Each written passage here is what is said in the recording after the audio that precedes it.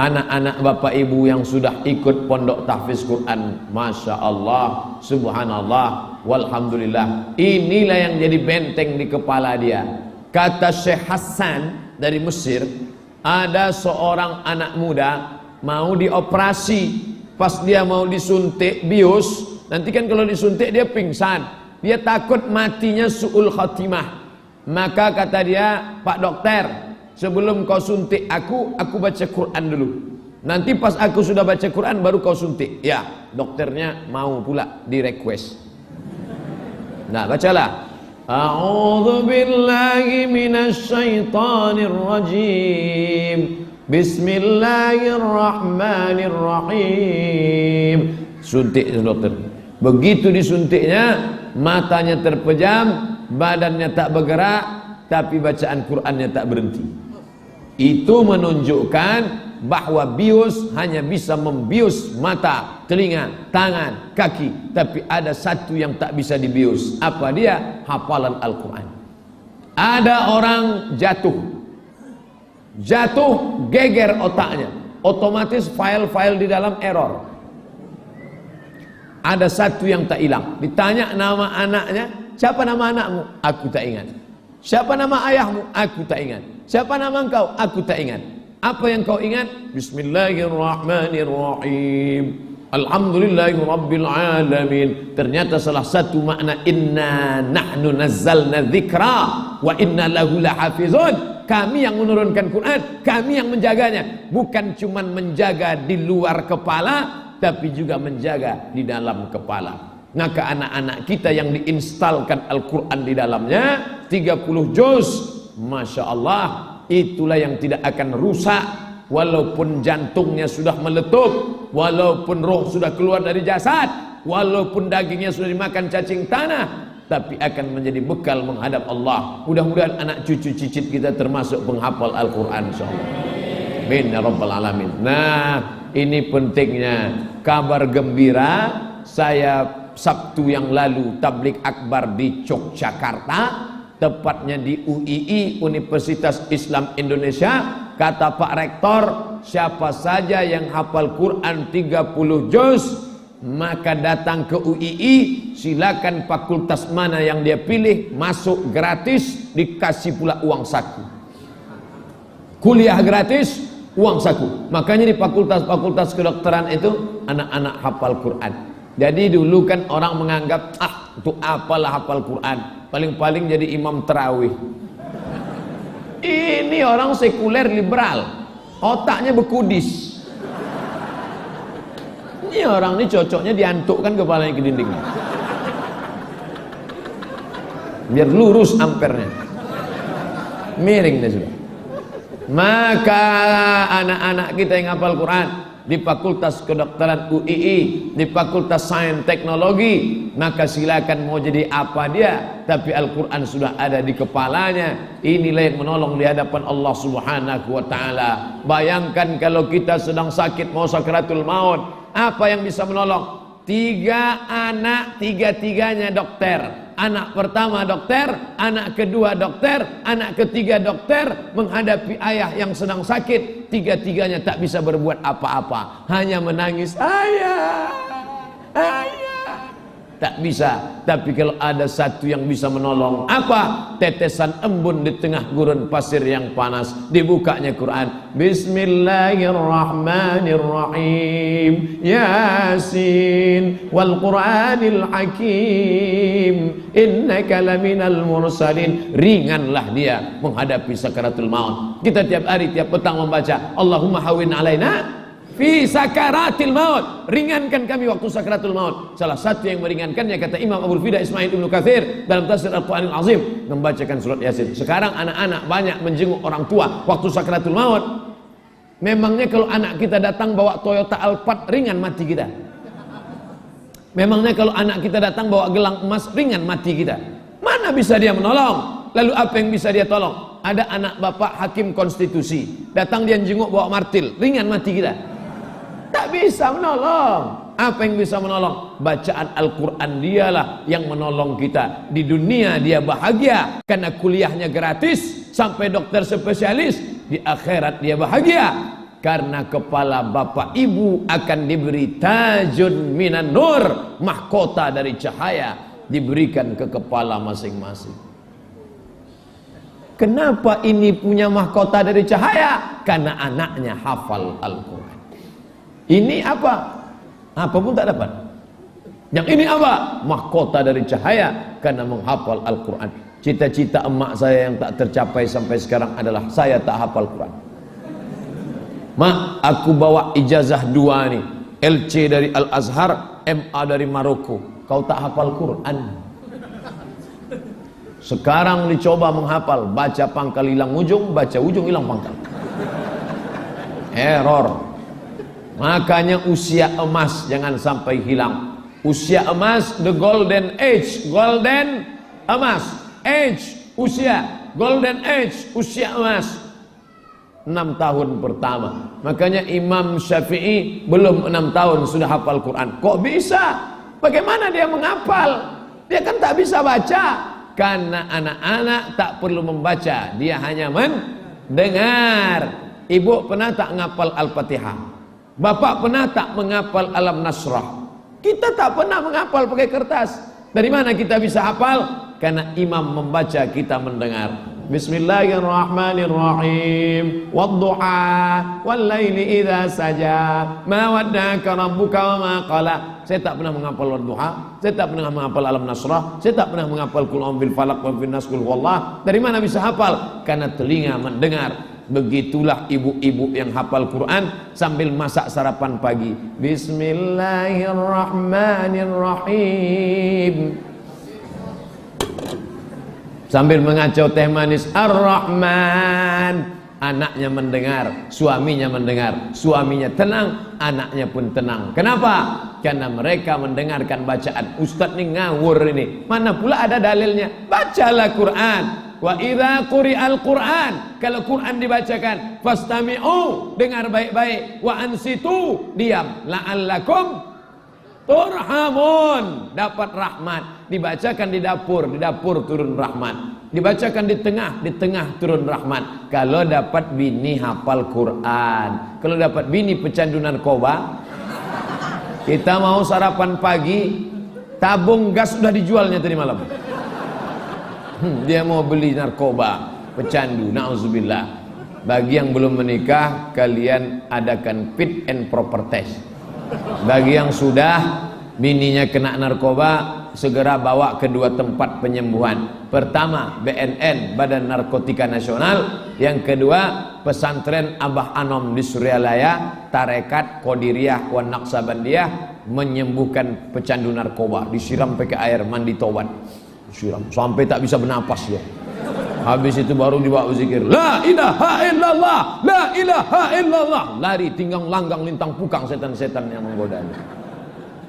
Bapak Ibu yang dimuliakan Allah, maka kalau sekarang anaknya tinggal di pesantren tahfiz Quran, sabar. Ibu jangan nangis. Ini kadang ibu-ibu ini nangis sampai bengkak biji matanya. Ibu nangis kenapa? Anak saya di pesantren tahfiz Quran Pak Ustaz. Lebih baik ibu nangis sekarang daripada 20 tahun lagi menangis karena dia pezina, karena dia pecandu narkoba, karena dia perampok, karena dia garong. Lebih baik sekarang menangis. Kenapa? Karena berpisah. Saya bukan menangis karena dia jauh Pak Ustaz. Terus saya menangis karena menengok kasurnya tipis. Lebih baik dia susah-susah sekarang. Karena prinsip hidup ini susah. Dari susah orang akan berjuang. Kalau sudah berjuang orang akan senang. Kalau sudah senang orang akan santai. Kalau sudah santai orang akan malas. Kalau sudah malas akan balik susah. Itu siklus kehidupan. Itu dulu orang tuanya susah Pak Ustaz. Terus akhirnya orang tuanya bersemangat kerja. Terus anaknya kerja. Terus cucunya menikmati. Terus cicitnya malas. Terus akhirnya sekarang susah balik. Zaman Nabi Muhammad susah. Abu Bakar, Umar, Utsman, Ali semangat. Bani Umayyah, Bani Abbasiyah puncaknya terlena. Akhirnya susah balik. Tumbang Turki Utsmani. Itu siklus kehidupan. Maka jangan biarkan anak-anak kita terlalu senang. Kenapa? karena dia akan menikmati hidup tidak sesuai dengan kerja kerasnya. Dikasih gadget mahal, dibelikan HP mahal, dibelikan motor, anak dibelikan motor, akhirnya dia pun pergi ke sana, mati. Tabraknya tiang listrik tuh, habis makan pil anjing gila. Dulu anjing gila yang sudah kena penyakit rabies diikat pakai rantai besi, melompat-lompat, disumbatkan ke mulutnya pil rohypnol. Begitu masuk langsung fly. Nah, itu dipakai anak muda sekarang.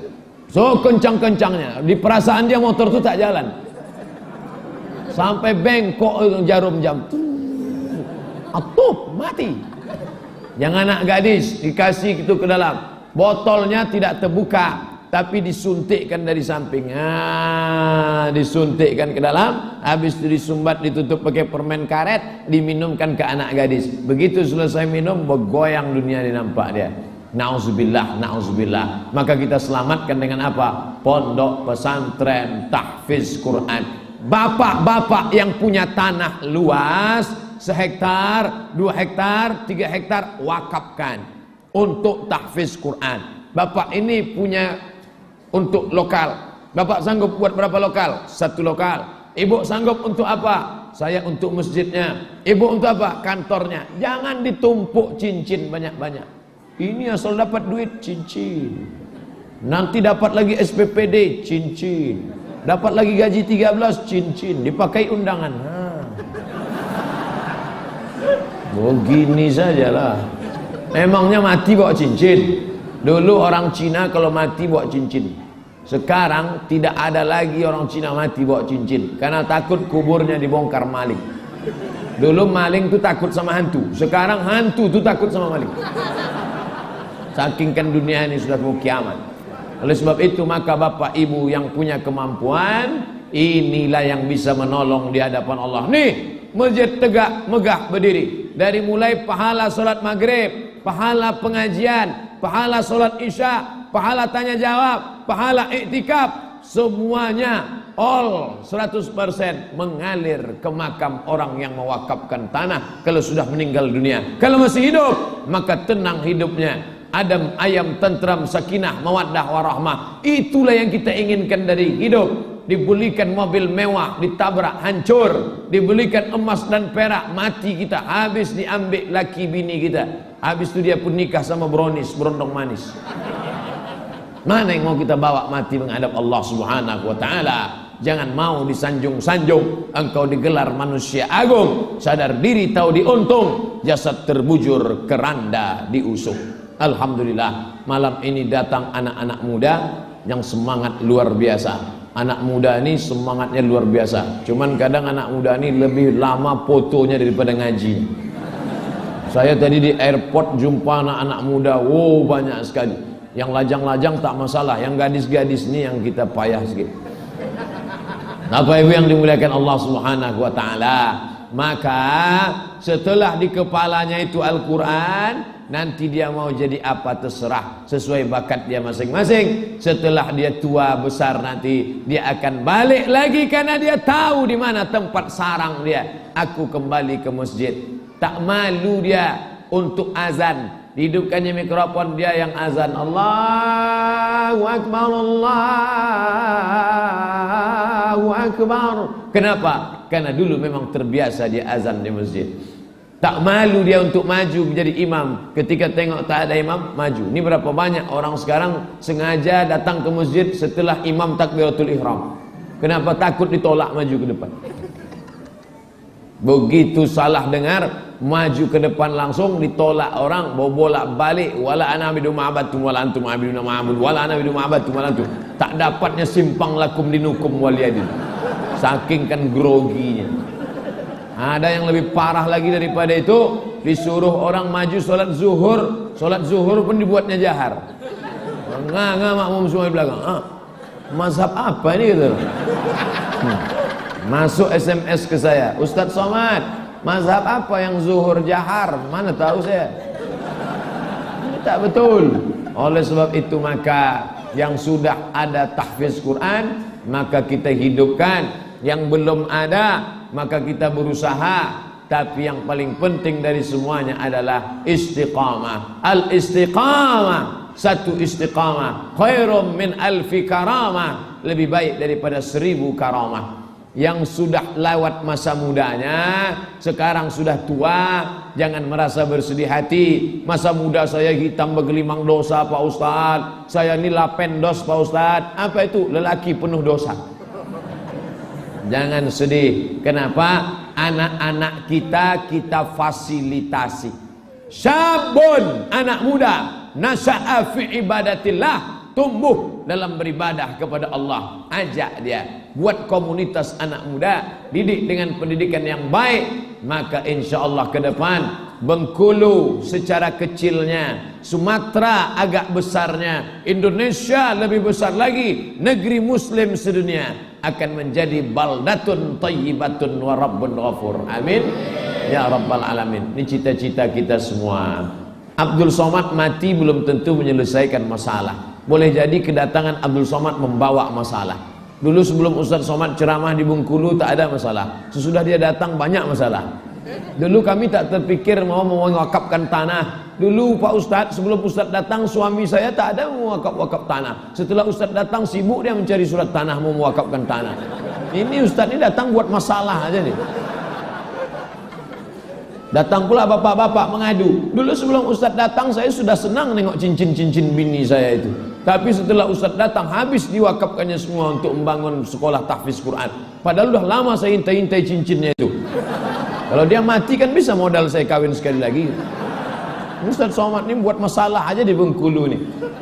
Gak jadi masalah. Kenapa? Karena masalah yang ditimbulkan untuk kemaslahatan umat, untuk kebaikan. Yang kaya-kaya dulu di negeri Bengkulu nih, yang kaya-kaya, yang hebat-hebat, yang bangsawan-bangsawan, mana dia sekarang? Mati semuanya.